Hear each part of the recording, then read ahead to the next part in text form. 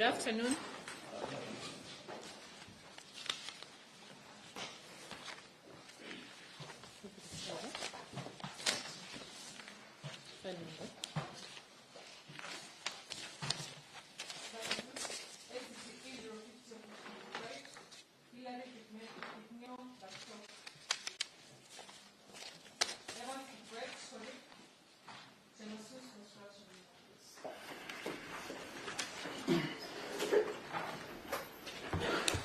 There are charges that are facing the two of you, Yes.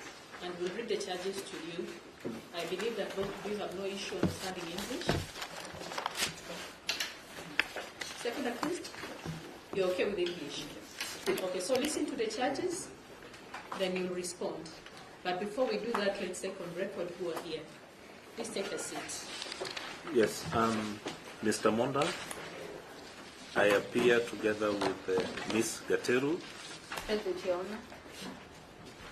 Mr. Kula, Present, Your Honor. Mr. Nyamache, Present, Your Honor. Yes, Mr. Mata.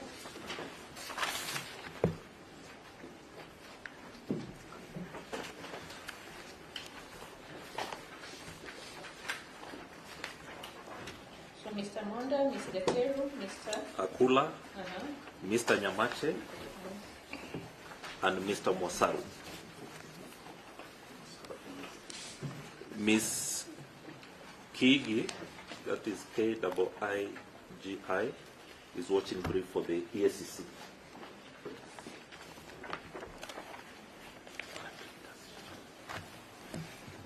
Good afternoon, Your Honor. Good afternoon. In this matter, my name is Issa. For the first accused, I appear with my learned friends, Mr. Edward Owonge. Issa, your name is double S-R. I-S-S-A. A. Yes, Okay. I-S-S-A. Your Honor, in this matter, I appear with my learned friends, Mr. Edward Owonge. Mr. Abdullahi Garane. Mr. Mahat Somane. Present. Mr. Austin Odoyo. Present, Your Honor. Mr. Robert Ocheng. I'm present, Your Honor. My friend, Mr. Abdurazak. I'm present, Your Honor. Abdurazak with an A. R-A-Z-A-K. Kindly spell that name again. Abdi. Abdi. A, and then Razak. Abdi Razak. Is Abdi it one Razak. name? Yes, that's one name. Abdi is just the beginning, and then it ends with Razak. And lastly, Mr. Hassan Noura.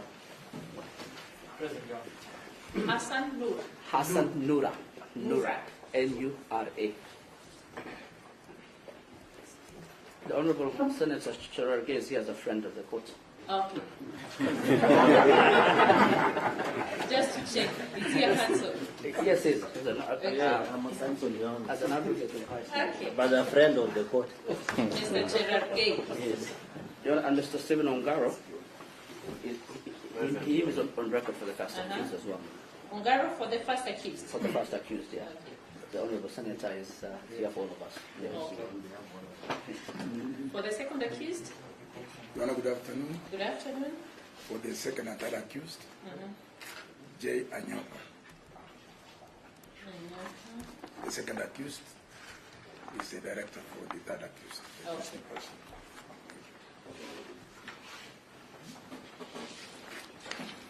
Any other friends of the court? So to take plea, as I've explained to you, please Brenda read the charges today. Kindly stand up.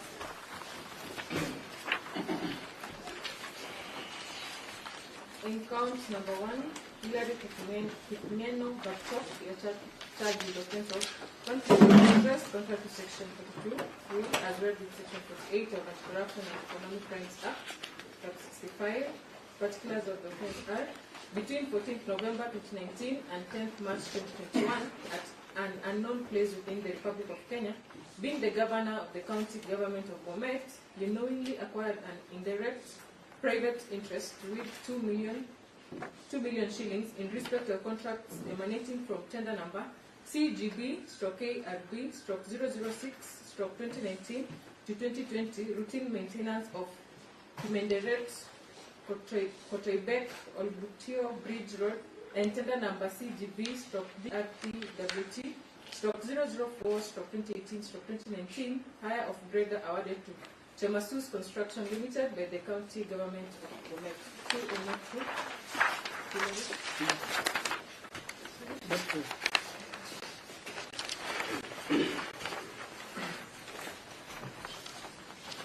Count 2, Hillary Barchok.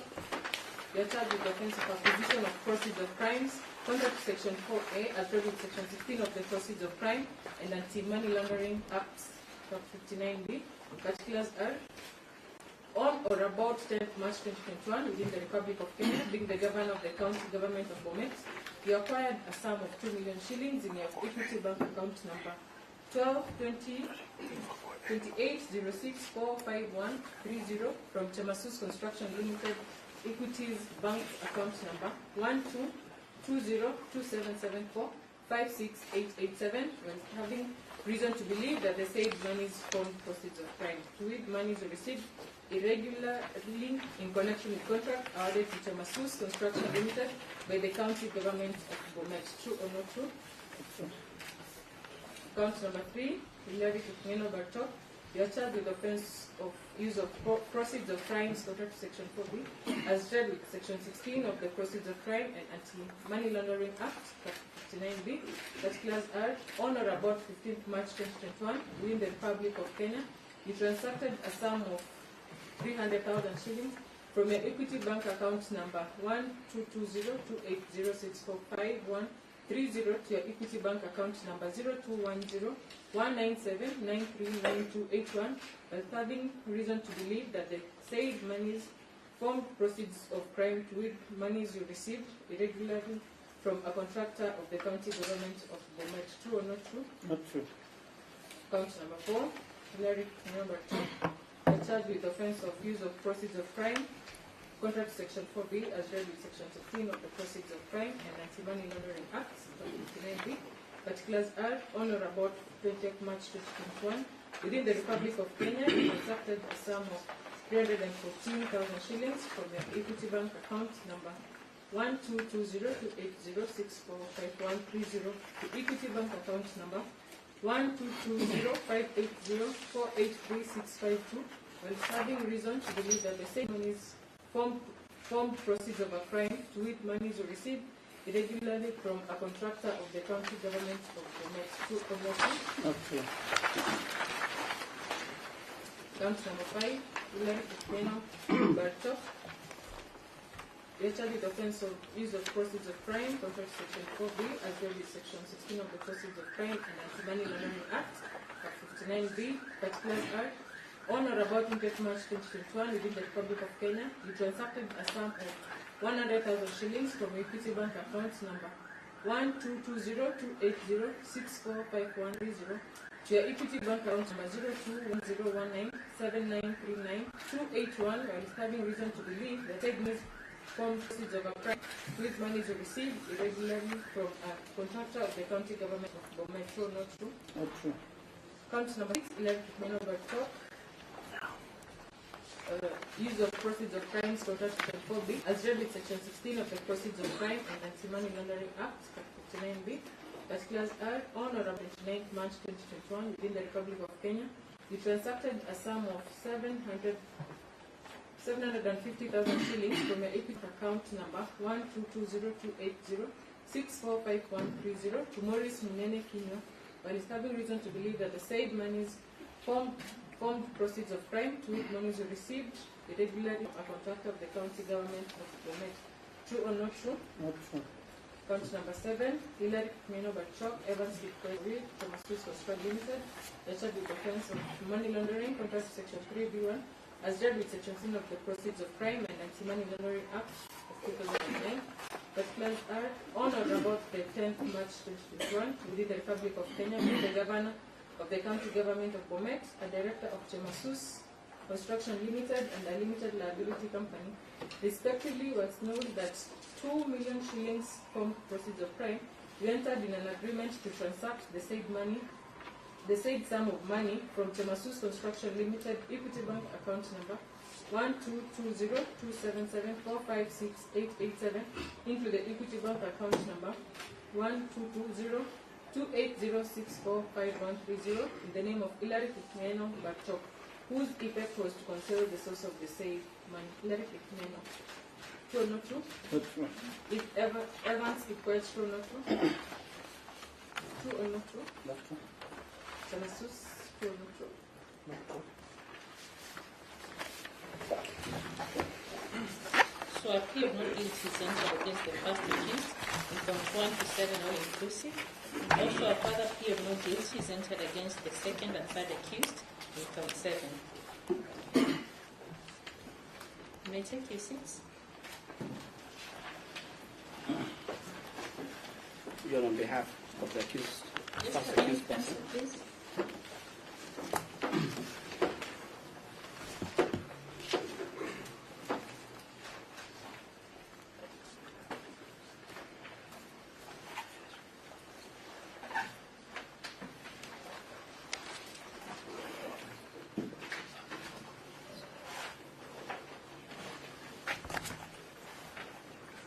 Yes, counsel. Yeah. Perhaps you can start with defense. Let's start with the Mr. Wanda? prosecution. Yes, Your Honor, in this matter, the DPP is not opposed to the release of the accused persons on bail, stroke bond terms, save to indicate to the court that upon release on bond terms, taking into account the nature of charges that they each face, they should not leave the jurisdiction of the court without permission of this honorable court or the trial court.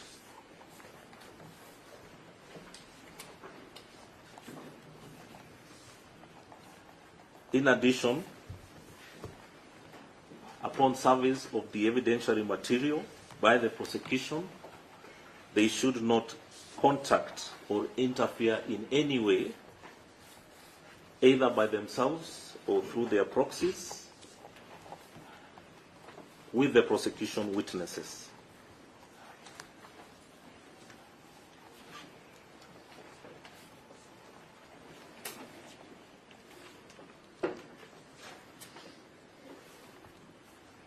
In case each of the accused persons holds a passport, the same should be deposited in court and seek the permission of the court in case they wish to travel outside the country.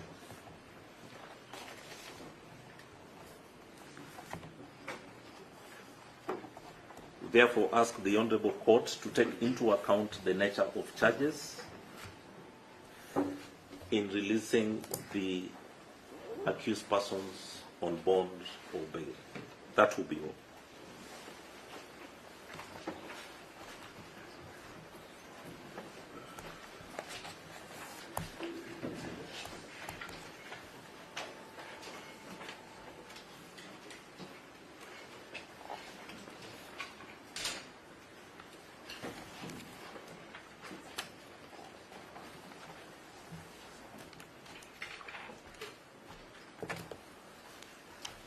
And maybe, Your Honor, before I pen off, Yes. they should also not make any comments, either by themselves or their proxies, regarding this matter, except in court, in order to preserve the integrity of the proceedings.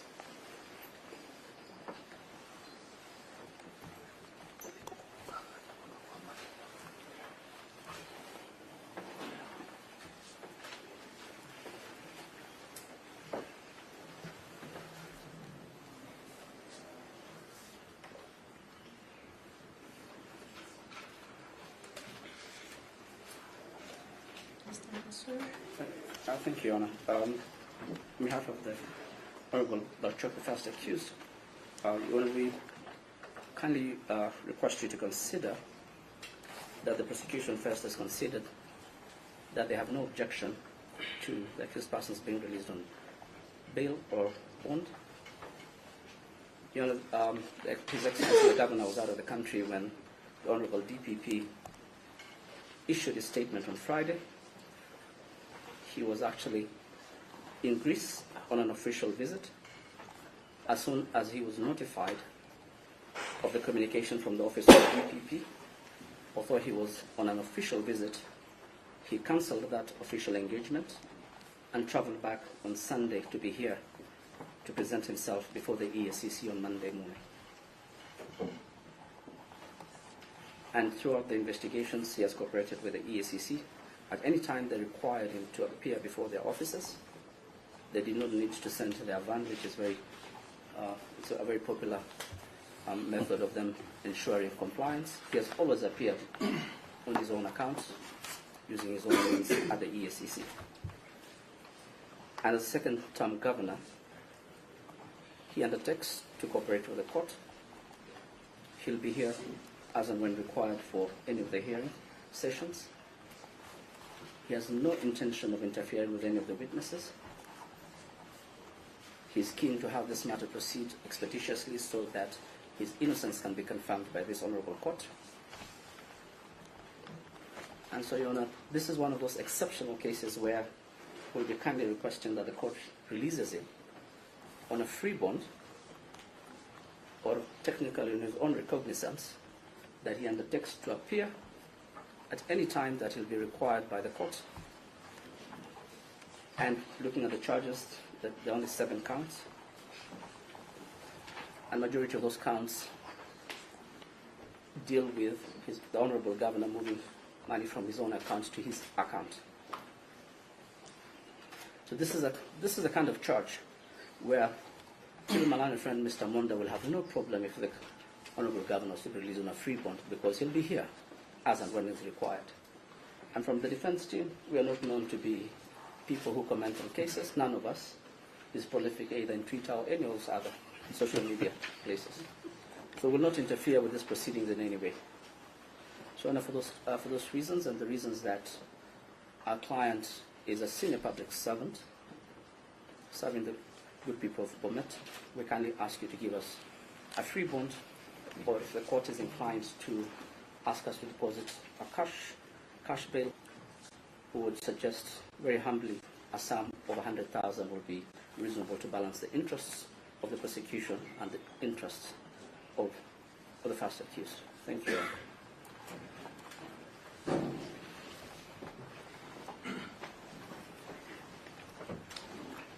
Do any of your co-counsels intend to say anything? No, you know. He's talking for all of us. Okay, thank you. Mr. I You're want not to tell on you a old name I knew you. Anyoka. Yes, with the conspicuous A. With the conspicuous No, A. he's an officer of the courts. So he Without has a long history. without the A, then have a defective quorum. Yes, Mr. Your Honor, on Anyoka. behalf of the second and third accused, I have instructions to beseech the court to admit the second accused on not just reasonable, but lenient bond terms. Your Honor, as you consider the terms, I urge the court to be alive to the purposes, values, and the principles of the Constitution, in that bail, bond, is a constitutional right, and that as you consider those terms, they should not be such that they impede the accused person's access to justice. At the same time, Your Honor, the same should not be in a manner that it affects the fair hearing of this matter before court. Maybe on specific facts to guide the court as it retires to consider what kind of terms to describe or prescribe, the accused person has an established home at Chebole, that's within Bomet County. He is a businessman, but more importantly, he's engaged in dairy farming and makes a significant contribution to the food security of this nation.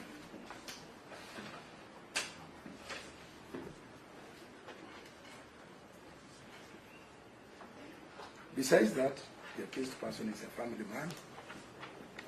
He has very strong family bonds, and the village looks up to him.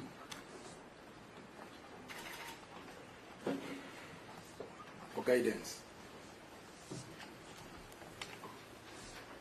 Your Honor, during the subsistence of the investigations, the accused person cooperated fully. He could answer calls as and when they were made. He followed up missed calls by following up by making calls to the investigators. He provided any information as and when required.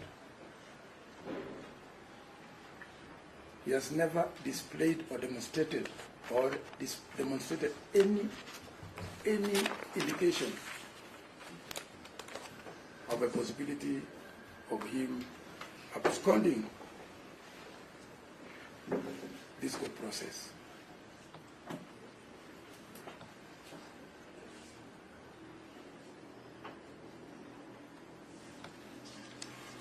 Your Honor, yesterday, that is on 1st of September, the accused person received information from a friend that he had seen through the media that he was required to attend at the EACC offices yesterday at 8. That is on 1st of September 2025.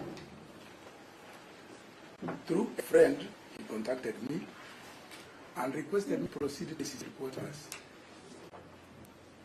to plead and ask them to postpone his appearance to Wednesday, that is 3rd of September 2025. The reason being that he received the information very late, and in addition to that, he had a sick patient who required urgent medical attention. I proceeded to EACC headquarters on behalf of the second accused. I'm happy and thank the EACC officers, being that my client and me, but on a personal undertaking to produce him on 3rd of September 2025 before the EACC headquarters. Your Honor, I did a letter which was received, and there is.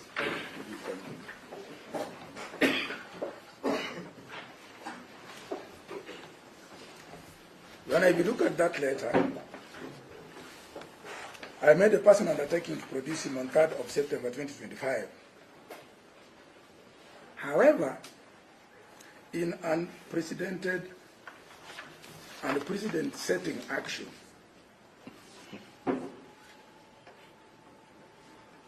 the second accused called me and informed me that the doctor has confirmed to him that his patient is out of danger and that he would wish to rush to Nairobi to appear before the EACC and be processed for production before court. I advised him that we had an extension, or the same as had been deferred to 3rd of September. He said, no, I want to be processed immediately, clear myself, and face another life with a clear set of mind. He then rushed to Nairobi. At around 3 was at Westlands. There was a heavy traffic snarl-up.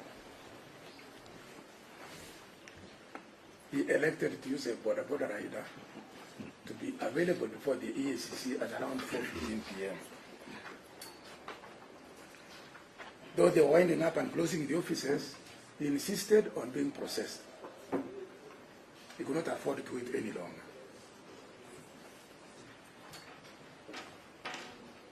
Your Honor, that special and unique act from my client is something that I have not witnessed for over 20 years of my practice. As a practitioner and as an ordinary citizen. First, in similar circumstances, I would have opted to be here on the 3rd of September 2025. But on his own volition, he elected to bring forward the date for being processed and charged.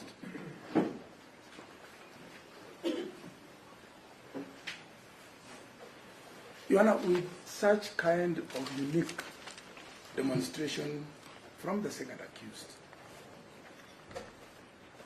this is a situation where the court should go an extra mile and release the accused person on a free bond. And as a reward for such an exemplary, rare, and unique act. That is indeed a Kenyan who is so obedient, so religious, and so determined to face justice, go through the criminal justice system, and clear himself.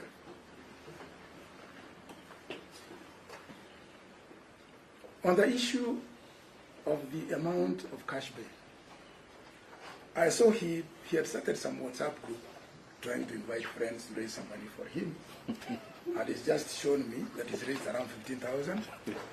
We believe by the time maybe the court concludes declaring the bond terms, he shall have been able to raise some Kenya shillings, 20,000. But otherwise, this is a fit case for release on a free bond. Thank you.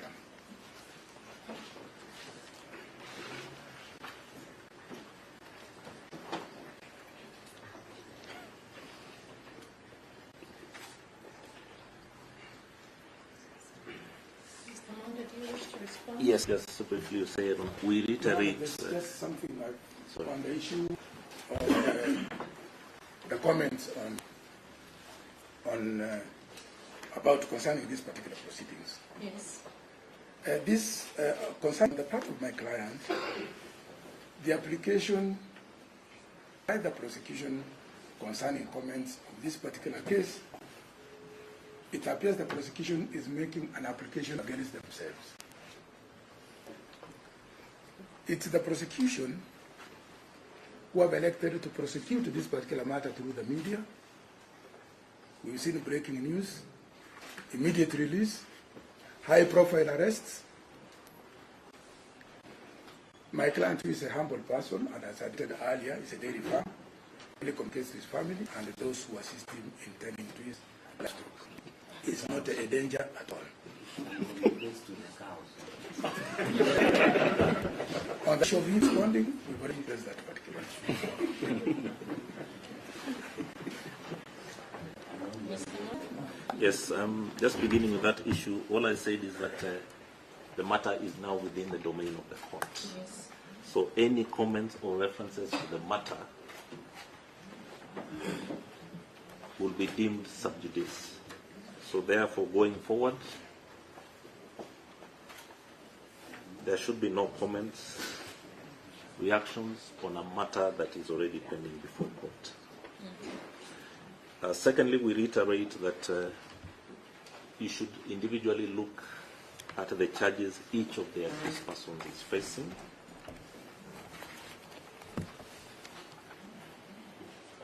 And in our view,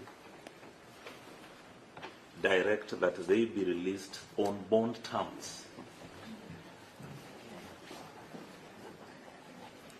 that are just, fair, and reasonable in the circumstances, but not free bond. That will be all.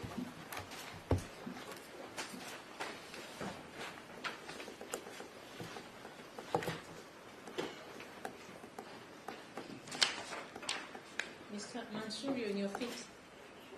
Or it's that you don't have a seat? I'm anxious to get the bail terms. Okay.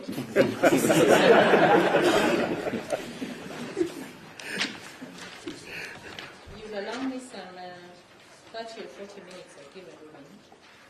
That's one. Yes, yes, I definitely. think that will take us to about 1:30. 1:30 of there. That's it. That's one. That's okay. So we'll resume for then. Thank you.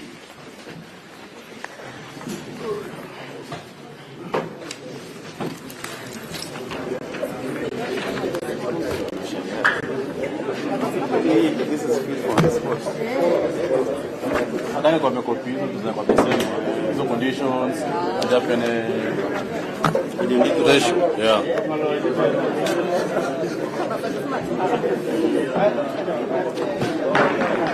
Hata hivyo atakuja tu.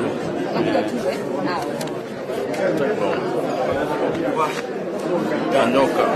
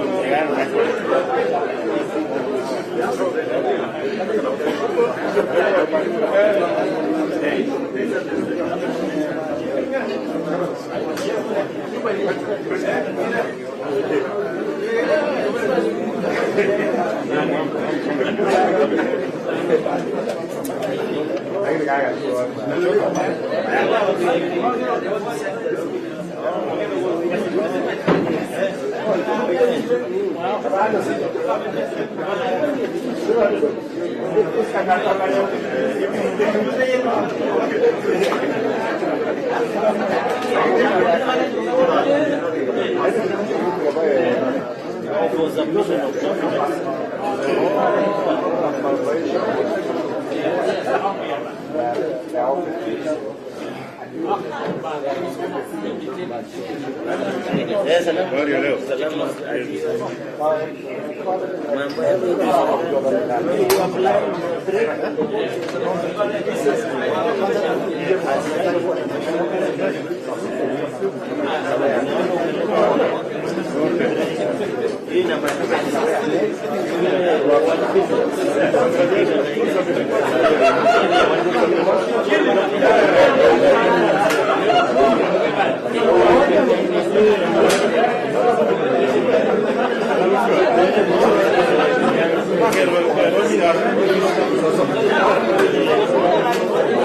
Lazima